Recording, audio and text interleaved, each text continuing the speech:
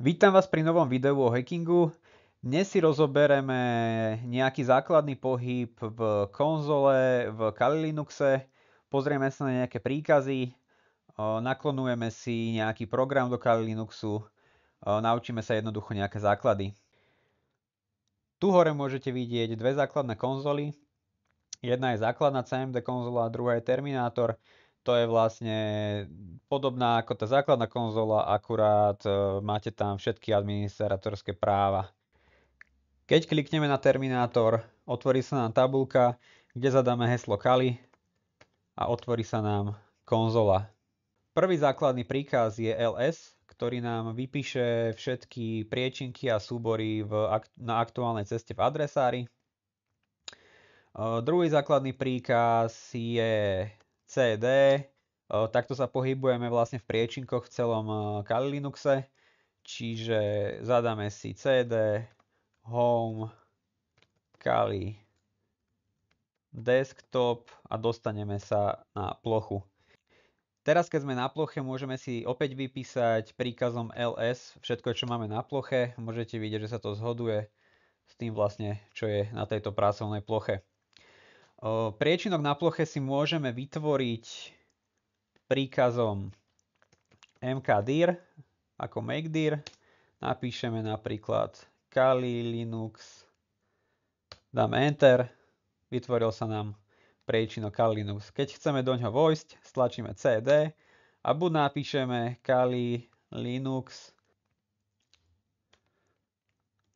alebo jednoducho pri začatí písania, keď stlačíte tabulátor, doplní vám zvyšok textu. Stlačíte Enter, ako môžete vidieť, momentálne sme v konzole v priečinku Kali Linux. Teraz, keď máme otvorený priečinok, ďalším príkazom môžeme vytvoriť súbor, čiže dáme echo, napíšeme do úvodzoviek čau, kde si včera bol, dáme zátvorku a napíšeme napríklad kalilinux.text. Tým sa nám vytvoril súbor v tom priečinku kalilinux.text. Čiže teraz si vytvoríme napríklad tu ďalší priečinok mkdir Kali 2. Ďalší priečinok. Keď si chceme tento textový súbor teraz prečítať, napíšeme nano, napíšeme Kali, môžeme stlačiť tab, nech to nám to doplní, dáme Enter a môžeme si prečítať to, čo je napísané v tom textovom súbore. Toto nano zavrieme vlastne ctrl-x. Môžeme takisto tento súbor kalilinux.text skopírovať do toho priečinku Kali 2. To spravíme takým štýlom, že dáme cp ako copy, dáme kalilinux.text a dáme, že to chceme kopírovať vlastne do home Kali desktop Kali Linux. Nie. Áno, Kali Linux. Kali 2. Ako pomoc pri písaní takýchto dlhých adries môžete využívať ten tabulátor, on vám bude dopisovať vlastne tú cestu automaticky. Teraz, keď stlačíte Enter, keď si otvoríme tento priečinok, je tu opäť ten súbor skopírovaný.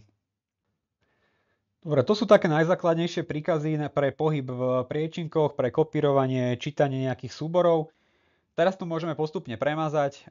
Sme v priečinku Kali Linux. Keď chceme vymazať ten súbor kalilinux.text, tak dáme rm ako remove, kalilinux.text, Enter, vymazané. Teraz pôjdeme do toho priečinku Kali 2, čiže dáme cd Kali 2, dáme Enter. Sme v tom priečinku Kali 2. Môžeme si to tu otvoriť a rovnako to môžeme vymazať, čiže rm kalilinux.text. Je to vymazané. Keď chceme ísť o krok naspäť vlastne z toho priečinku, tak dáme cd medzera 2 bodky. Čiže môžete vidieť, že sme vystúpili z toho priečinku o úroveň späť. Čiže sme vlastne Tu teraz môžeme vymazať tento priečinok, to sa robí príkazom rmdir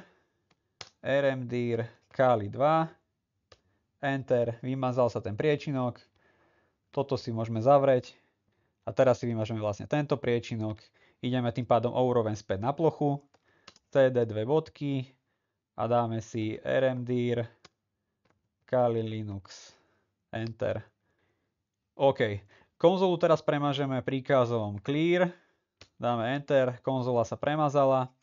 Ako ďalší príkaz je príkaz ping, to je príkaz na overenie spojenia medzi nami a serverom, či vlastne máme internet a prístup k tomu danému serveru alebo webovej stránke. To je napríklad ping google.com. Tu môžeme vidieť, že nám odosiela pakety tam chodia, čiže je tam odozva medzi nami a serverom. Stlačenie CTRL-C sa ukončí vlastne tento pingovací proces. Tu môžete vidieť, bolo poslaných 13 paketov bolo doručených, 0 paketov bolo stratených. Takisto môžeme vyskúšať aj ako to vyzerá, keď sa pakety nedoručia. Čiže si môžeme zadať ping, napríklad IP adresa, ktorá je momentálne nefunkčná. Stlačíme enter a vidíte, že pakety sa neodosielajú. Po stlačení CTRL-C sa ukončí vlastne ten proces odosielania paketov a môžeme vidieť, že bolo 9 paketov odoslaných, žiadne neboli prijaté, 100% paketov je stratených. Ďalším dôležitým príkazom, ktorý budete často používať, je updateovanie vlastne celého systému, všetkých nástrojov, programov. Čiže apt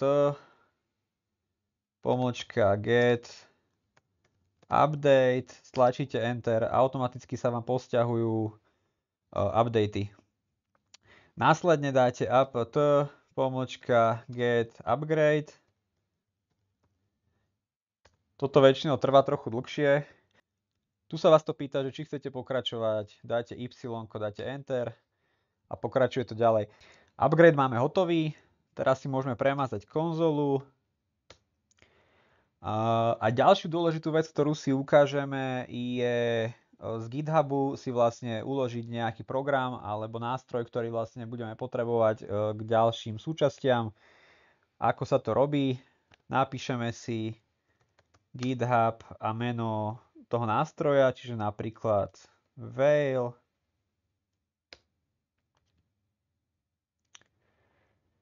GitHub Veil, tu nám hneď vyšiel ten nástroj, rozklikneme si.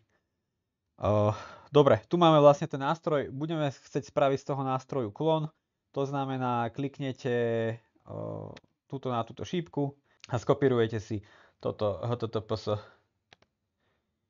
Vlastne tieto všetky súbory, ktoré tu máte, dostanete na plochu takým spôsobom, že do konzoly napíšete git medzera klone, dáte tú adresu a dáte enter. Vždycky sa vám to skopíruje tam, kde máte vlastne tento výstup, čiže my tu máme pracovnú plochu, čiže tu príde priečinok so skopírovanými všetkými súbormi vlastne z tejto adresy. Všetko to tam nakopírovalo a máte to tu. V ďalších kapitolách si potom ukážeme vlastne, ako sa inštalujú tieto nástroje, ako sa spúšťajú a podobne. Ďakujem dneska za pozornosť a dúfam, že ste sa naučili niečo nové. Vidíme sa v ďalších videách. Samozrejme budem rád za každý komentár, za každý like, za každý subscribe.